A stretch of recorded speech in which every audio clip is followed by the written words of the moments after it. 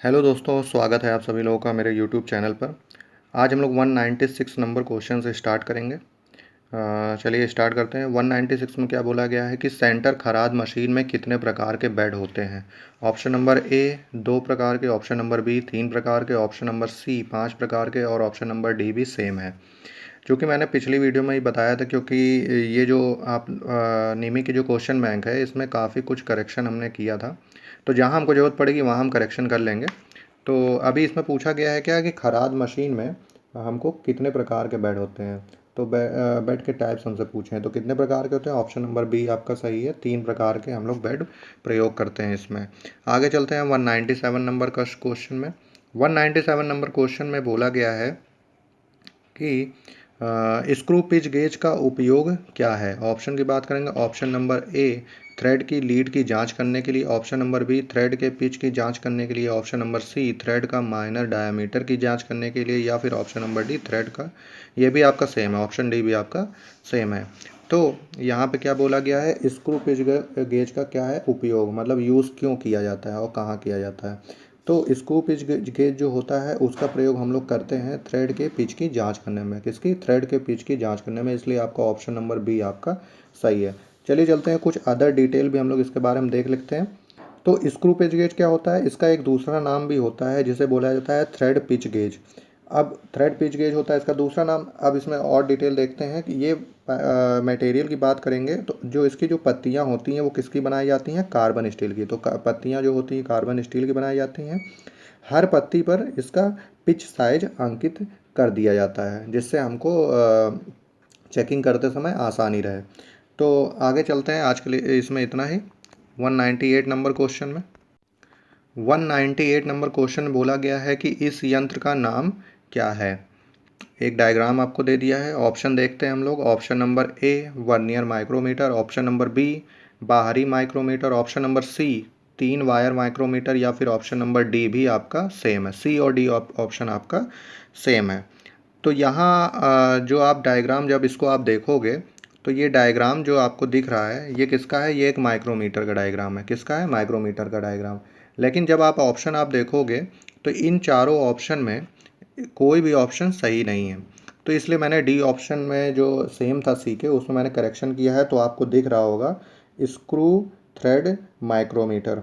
तो यही आपका ऑप्शन नंबर डी आपका राइट आंसर है, स्क्रू थ्रेड माइक्रोमीटर। चलिए चलते हैं आगे 199 नंबर क्वेश्चन में।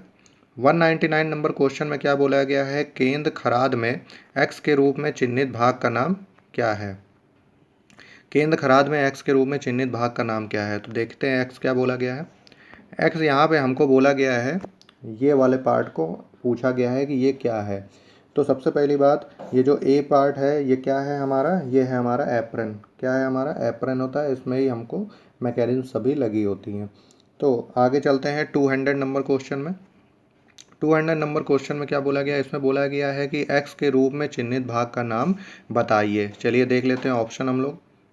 ये देखिए डायग्राम आपको दिया गया है और इसमें क्या बोला गया, ये पार्ट आपसे पूछा गया एक्स के रूप में क्या है। तो ऑप्शन चलिए हम लोग देख लेते हैं। ऑप्शन नंबर ए क्या है, clutch, option number B feed selector, option number C खराद स्पिंडल, और ऑप्शन नंबर डी और सी एकदम सेम ही है। तो यहाँ पे जो x की वैल्यू हमसे ये पूछा गया है, x की वैल्यू, पहली बात तो ये क्या है, ये लेथ मशीन है और ये मैकेनिज्म यहाँ पे फिटिंग है। तो ये पार्ट आपका क्या कहलाता है, ये जो पार्ट है आपका कहलाता है, ये पार्ट है आपका फीड डायरेक्शनल लीवर। इसको बोलते हैं फीड डायरेक्शनल लीवर बोला जाता है। ऑप्शन नंबर डी आपको दिख रहा होगा, यही आपका राइट आंसर है। आगे चलते हैं 201 नंबर क्वेश्चन। 201 नंबर क्वेश्चन में बोला गया है कि मार्क्ड एक्स के रूप में चिन्हित खराद के विनिर्देशन का नाम क्या है। ऑप्शन देखेंगे हम लोग। ऑप्शन नंबर ए बेड की लंबाई, option number B centre height, option number C swing व्यास, ऑप्शन नंबर डी भी स्विंग व्यास ही दिया। सी और डी आपका सेम है।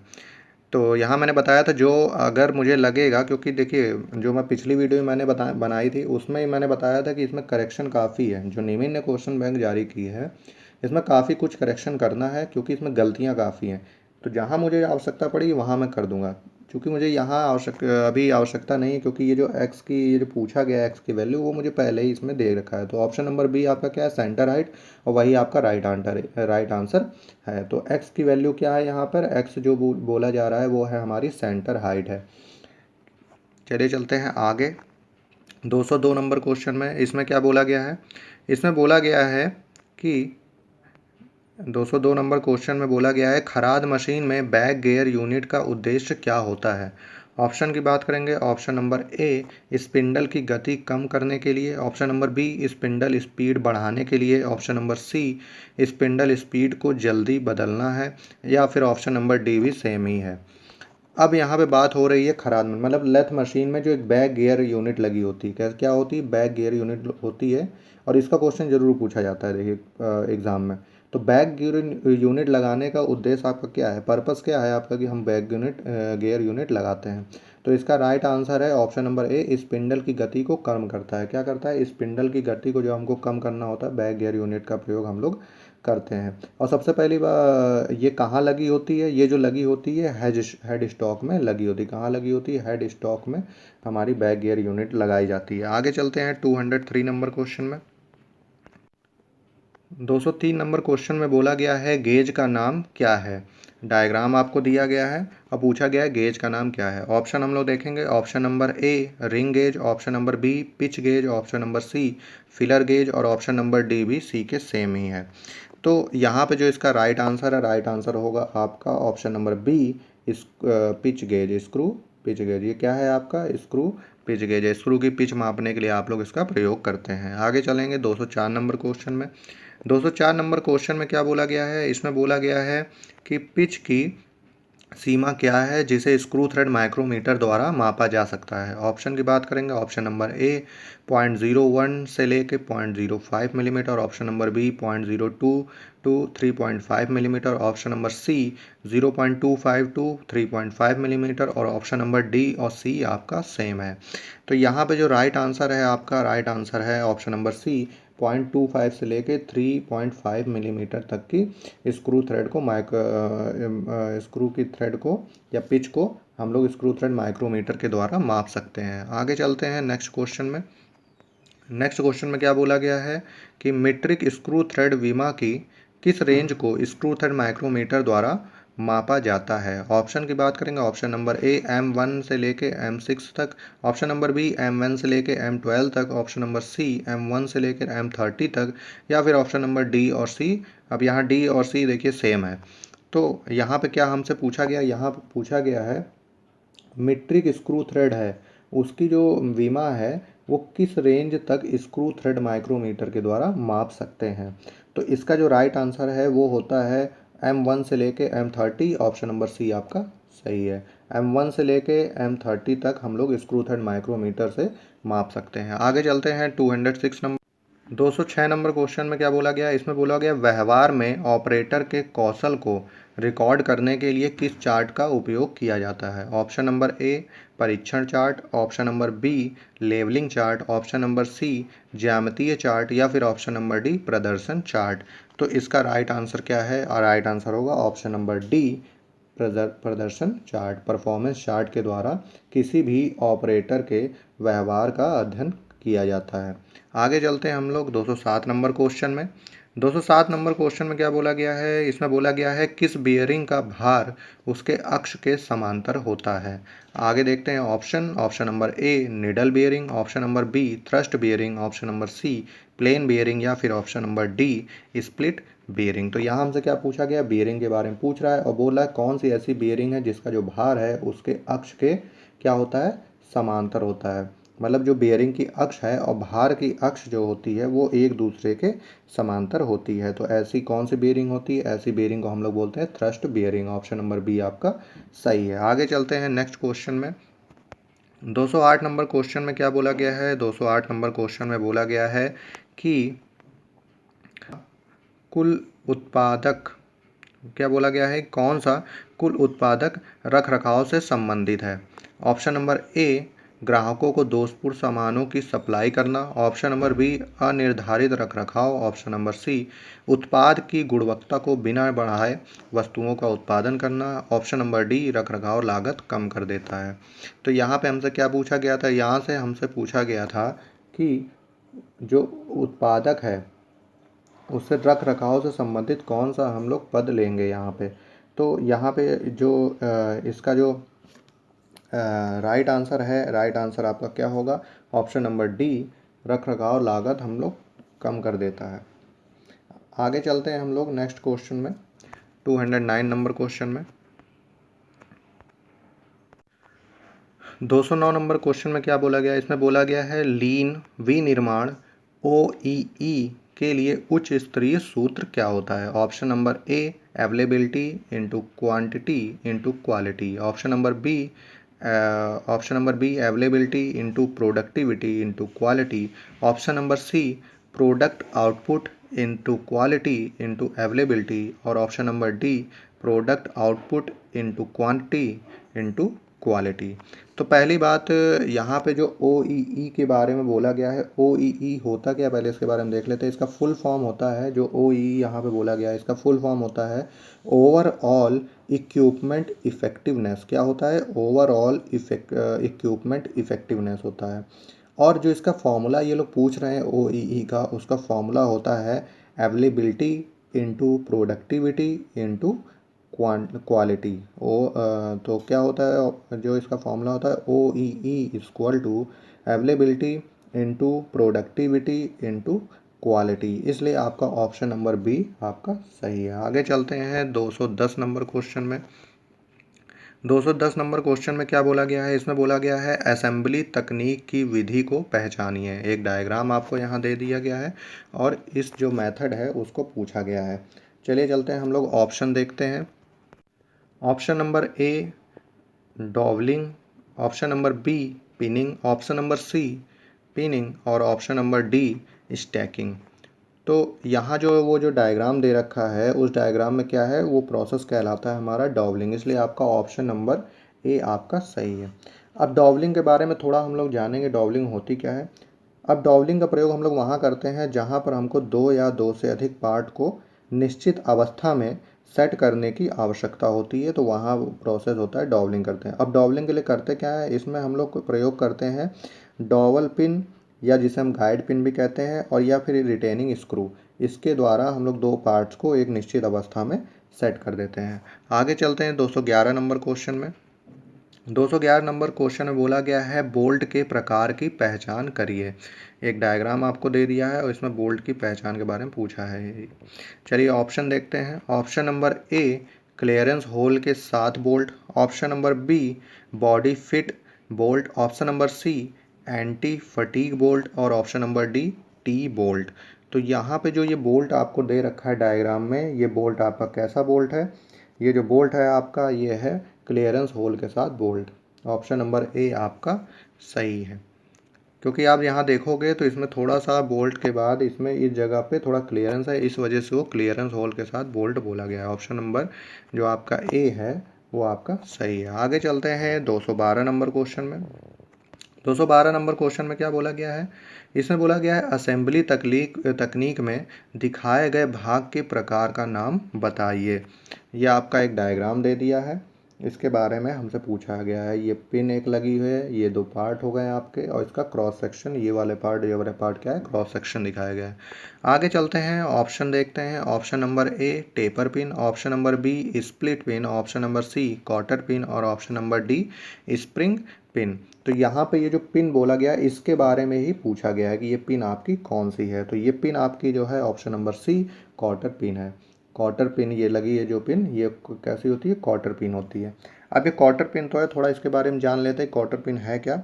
तो कॉटर पिन क्या होती है कि कॉटर पिन के द्वारा जो जोड़ बनता है उसको कॉटर जॉइंट बोलते हैं। तो मतलब ये जो जॉइंट है, ये जो कॉटर पिन लगी, अब ये जो जॉइंट बन गया है यहाँ पे, ये कैसा जॉइंट हो जाएगा, ये आपका हो जाएगा कॉटर जॉइंट कहलाएगा।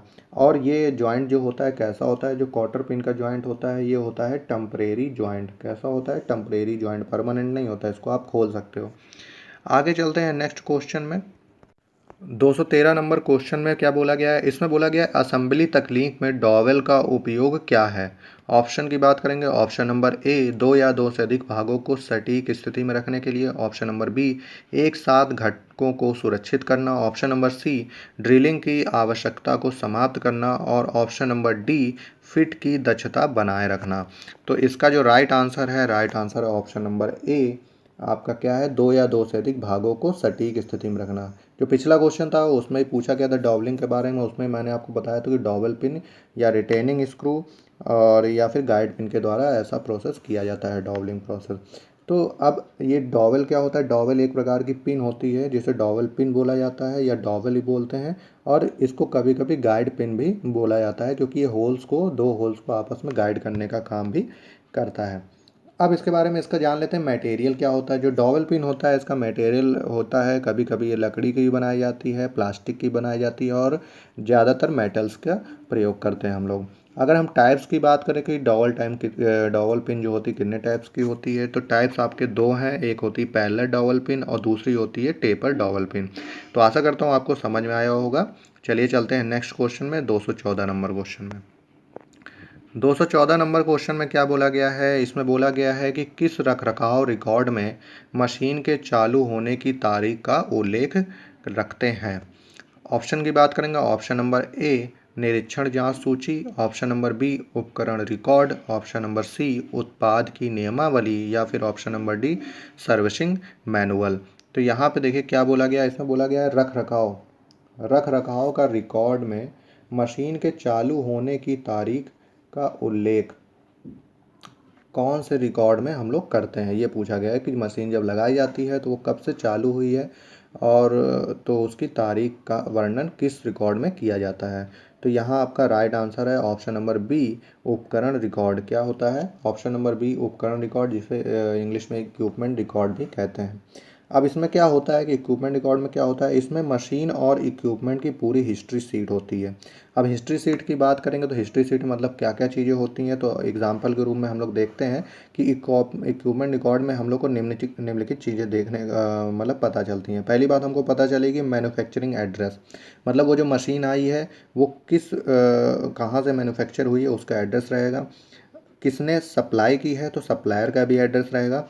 ऑर्डर नंबर और डेट रहेगी, कब उसको ऑर्डर किया गया था, किस डेट को ऑर्डर किया था। इंस्टॉलेशन डेट रहेगी, इंस्टॉलेशन की जो डेट होती है किस डेट को इंस्टॉल हुई है वो। और प्लेस, किस स्थान पर वो इंस्टॉल हुई है। उसके बाद वेट रहेगा कि मशीन का आपका वेट कितना है। कॉस्ट रहेगी कि कितने की मशीन आपको वो उस समय पड़ी थी। और छठा आपका जो नेक्स्ट टॉपिक आपका रहता है वो होता है मोटर पर्टिकुलर्स, मतलब मोटर की जानकारी रहती है, कितने फेस की मोटर है, कितना क्या उसमें इलेक्ट्रिक से संबंधित जो भी चीज़ें रहेंगी वो आपको मोटर पर्टिकुलर्स में मिलती है। आगे चलते हैं हम लोग 215 नंबर क्वेश्चन में। 215 नंबर क्वेश्चन में क्या बोला गया है कि बुनियादी रखरखाव में मशीनरी के टूट फूट को रोकने के लिए की गई गतिविधि का नाम क्या होता है। ऑप्शन की बात करेंगे, ऑप्शन नंबर ए, रूटीन रखरखाव। ऑप्शन नंबर बी, निवारक रखरखाव। ऑप्शन नंबर सी, मरम्मत की गतिविधि। या फिर ऑप्शन नंबर डी, निरीक्षण गतिविधि। तो यहाँ पे हमसे क्या बोला है, यहाँ पे हमसे बोला है कि बुनियादी रखरखाव, जो हमारा रख रखाव मतलब क्या होता है कि मेंटेनेंस, और बुनियादी मतलब बेसिक। तो बेसिक मेंटेनेंस में मशीनरी का जो टूट फूट होता है, वियर और टीयर जो होता है टूट फूट, उसको रोकने के लिए कई गतिविधियां या कई प्रोसेस हम लोग करते हैं। तो उस गतिविधि का नाम क्या होता है टेक्निकल टर्म में। तो उस टेक्निकल टर्म का नाम है ऑप्शन नंबर बी, निवारक रखरखाव, जिसे बोला जाता है प्रिवेंटिव मेंटेनेंस। क्या बोला जाता है, प्रिवेंटिव मेंटेनेंस बोला जाता है इसको। तो बुनियादी रखरखाव क्या होता है, टूट फूट से बचाने के लिए प्रिवेंटिव मेंटेनेंस। आगे चलते हैं नेक्स्ट क्वेश्चन में। 216 नंबर क्वेश्चन में क्या बोला गया है, इसमें बोला गया है स्प्रिंग पिंस का उपयोग क्या होता है। ऑप्शन की चलिए देख लेते हैं। ऑप्शन नंबर ए, आसान से भागों की असेंबली और डीअसेंबली। ऑप्शन नंबर बी, असेंबली में व्यापक टॉलरेंस के साथ अनुरूप होल का पता लगाएं। ऑप्शन नंबर सी, असेंबली में भागों की कोरूटीन करना कोरिटेन करना। ऑप्शन नंबर डी आपका है पार्ट्स की परिशुद्धता परिशुद्ध स्थिति। तो इसका आपका राइट आंसर क्या होगा? राइट आंसर है आपका ऑप्शन नंबर बी, असेंबली में व्यापक टॉलरेंस के साथ अनुरूप होल का पता लगाने के लिए इसका प्रयोग किया जाता है, स्प्रिंग पिंस का जो होता है। आगे चलते हैं हम लोग नेक्स्ट क्वेश्चन में। नेक्स्ट क्वेश्चन में क्या बोला गया है? 217 नंबर क्वेश्चन। इसमें बोला गया है असेंबली में कौन सा बोल्ट वर्कपीस के बीच सापेक्ष चाल को रोकता है? ऑप्शन की बात करेंगे। Option number A anti fatigue bolt, option number B T bolt, option number C body fit bolt और option number D self locking bolt. तो इसका जो राइट आंसर है आपका option number C body fit bolt. इसमें क्या बोला गया है? इसमें देखिए एक बार और देख लेते हैं हम लोग क्वेश्चन क्या बोला गया है। इसमें हमको क्या बोला गया है कि वर्कपीस के बीच सापेक्ष चाल को रोकता है, मतलब जो रिलेटिव मोशन हो सकता है वर्कपीस के बीच वो कौन सा बोल्ट रोक सकता है, ये क्वेश्चन हमसे पूछा गया। तो ऑप्शन नंबर जो सी है, ऑप्शन नंबर जो आपका सी है बॉडी फिट बोल्ट। अगर आप बॉडी में एकदम fit bolt, tight fit bolt बैठा दोगे तो रिलेटिव मोशन आपको होना बहुत मुश्किल हो जाता है। आगे चलते हैं 218 नंबर क्वेश्चन में। 218 नंबर क्वेश्चन में क्या बोला गया है? इसमें बोला गया है कौन सी असेंबली तकनीक रिवेटिंग विधि के समान होती है? ऑप्शन की बात करेंगे। Option number A dowelling, option number B pinning, option number C pinning और ऑप्शन नंबर डी क्या होता है? स्टॉकिंग होता है। तो इसका जो राइट आंसर इसमें क्या बोला गया, सबसे पहले देखते हैं इसमें क्या बोला गया। इसमें बोला गया है कि कौन सी ऐसी असेंबली तकनीक है जिसमें रिवेटिंग विधि के समान प्रोसेस किया जाता है। तो इसमें आपका राइट आंसर क्या होगा? राइट आंसर है आपका option number C pinning. Option number C क्या है? पिनिंग, ये आपका राइट आंसर है। आगे चलते हैं 219 नंबर 219 नंबर क्वेश्चन में क्या बोला गया है? इसमें बोला गया है एल्युमिनियम मिश्र बियरिंग में बियरिंग और जनरल के बीच अतिरिक्त क्लियरेंस क्यों दी गई होती है? ऑप्शन की बात करेंगे। चलिए ऑप्शन देखते हैं। ऑप्शन नंबर ए बोला गया है उच्च तापीय विस्तार पर काबू पाने के लिए, ऑप्शन नंबर बी लीनियर विस्तार पर काबू पाने के लिए, ऑप्शन नंबर सी गुणांक विस्तार पर काबू पाने के लिए या फिर ऑप्शन नंबर डी स्वतंत्र रूप से प्रवाह करने के लिए स्नेहक पर काबू पाने के लिए ये बेयरिंग एल्युमिनियम मिश्र बेयरिंग जो होता है और जनरल के बीच अतिरिक्त क्लियरेंस दी जाती है। तो इसका राइट आंसर क्या होगा? राइट आंसर आपका होगा ऑप्शन नंबर ए उच्च तापीय विस्तार पर काबू पाने के लिए बेयरिंग और जनरल के बीच अतिरिक्त क्लियरेंस हम लोग देते हैं। कौन सी बेयरिंग में? एल्युमिनियम मिश्र बेयरिंग में। तो आज के लिए इतना ही। आज आपका पार्ट सेकंड जो था वो ख़त्म हो चुका है। नेक्स्ट वीडियो में हम लोग पार्ट थर्ड हम लोग स्टार्ट करेंगे। तो आज के लिए इतना ही। और अगर आपको वीडियो पसंद आती है तो वीडियो को लाइक कीजिए, शेयर कीजिए और चैनल को सब्सक्राइब कीजिए। आप